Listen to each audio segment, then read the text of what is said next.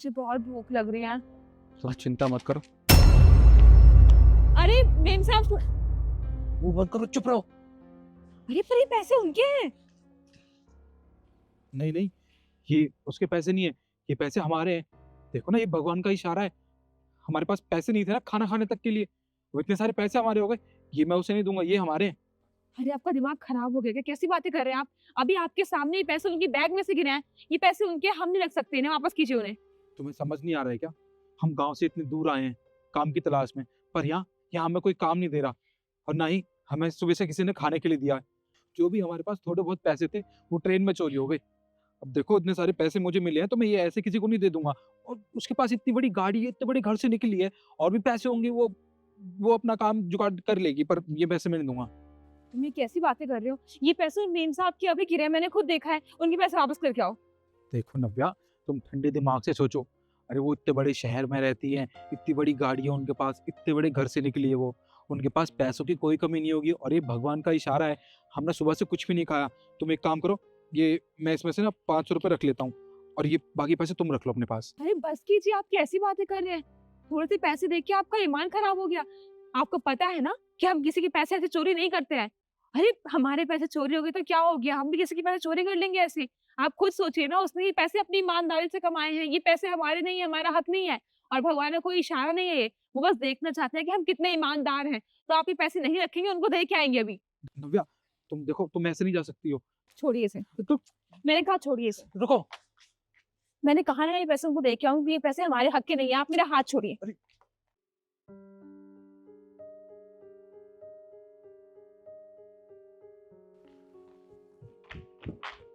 Ma'am साहब, एक बार आप देख लीजिए, आपका कोई सामान तो नहीं गिर गया? मेरा सामान? नहीं नहीं, मेरा कुछ सामान नहीं गिरा। एक बार बैग में चेक कर लीजिए ना, कोई जरूरी सामान हो जो ना हो, एक बार देख लीजिए। ठीक है, तुम कह रही हो तो मैं देख लेती हूँ।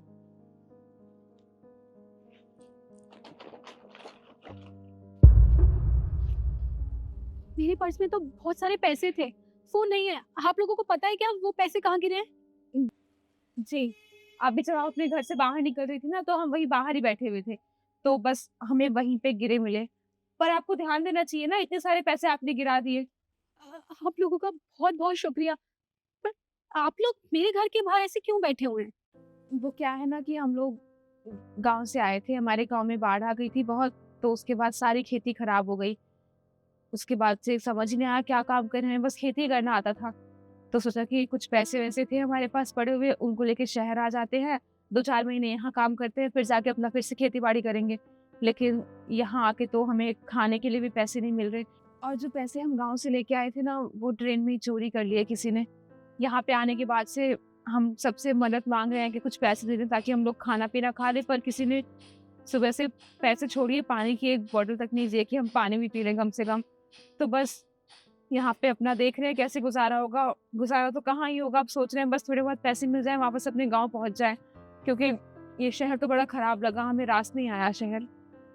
वाकई में तुम लोग तो बहुत अच्छे हो, पर ना जो तुम्हारे साथ हुआ है उस कंडीशन में तो तुम लोगों को इन पैसों की बहुत जरूरत थी।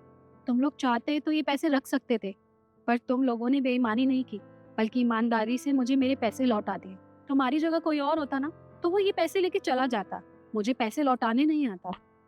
खैर, इस चीज में तो मैं तुम लोगों को धन्यवाद ही कह सकती हूँ। वैसे तुम लोग कितने पढ़े लिखे हो? मेम साहब, हम 10वीं पढ़े लिखे हैं, और हम भी 10वीं पास है, हम दोनों 10वीं पास है, बस ज्यादा पढ़े लिखे नहीं है, पर गणित वगैरह थोड़ी बहुत आती है हमें। तो फिर ठीक है, मेरे ऑफिस में तुम लोगों के लिए जॉब है, तो तुम मेरे साथ चलो, मैं तुम्हें अपने ऑफिस पे काम दूंगी। क्या आप हमें काम देंगे अपने ऑफिस में? पर ऑफिस में तो बहुत सारा काम होता है ना, हमें तो वैसा कुछ आता नहीं है। कोई भी काम कोई सीख कर नहीं आता है, जब उसे करने की लगन हो और वो चाहत हो ना, तो वो सारे काम सीख ही जाता है। और तुम लोगों को तो जरूरत भी है, और वैसे भी हर किसी के लिए ना सबका अपना अपना काम होता है। मैं तुम्हें ऑफिस में अलग काम दूंगी और इनको अलग काम दूंगी, और तुम आज नहीं तो कल वो काम सीख ही जाओगे। और मैं तुम्हें सैलरी दूंगी, तुम्हें भी 20,000 और तुम्हें भी 20,000। क्या 20,000 रुपए? अरे हर इंसान कमा के खाता है, तो तुम लोग भी वही कर रहे हो। मैंने एहसान किया हो तो तुम्हें कुछ पैसे देके तुम्हें भेज देती, उसे एहसान करना कहते हैं। लेकिन मैं तुम्हें अपने ऑफिस में काम पे रख रही हूँ, तुम मुझे काम करके दोगे और उसके बदले में तुम्हें तुम्हारी सैलरी दूंगी, तो इसे एहसान करना नहीं कहते। तुम बस अपना काम करके कमा रहे हो, तो मेरे साथ अभी ऑफिस चलो, क्योंकि मैं ऑफिस ही जा रही हूँ, तो मैं सब कुछ सिखा दूंगी। जी मैम साहब, आपका बहुत बहुत शुक्रिया। आप बैठिए, हम आते हैं। ठीक है।